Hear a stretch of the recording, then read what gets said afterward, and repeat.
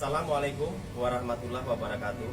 Saya Ibda Gudanto selaku Kepala Sentra Pelayanan Kepolisian Terpadu Polres Losmawi mengajak seluruh warga masyarakat Losmawi yang tercinta, yang kami banggakan, untuk menjaga keamanan, menjaga kedamaian, khususnya di wilayah Losmawi, dalam rangka pelantikan dan penetapan Presiden dan Wakil Presiden terpilih pada tanggal 20 Oktober tahun 2019. Mari kita jaga sama-sama negeri yang kita cintai ini.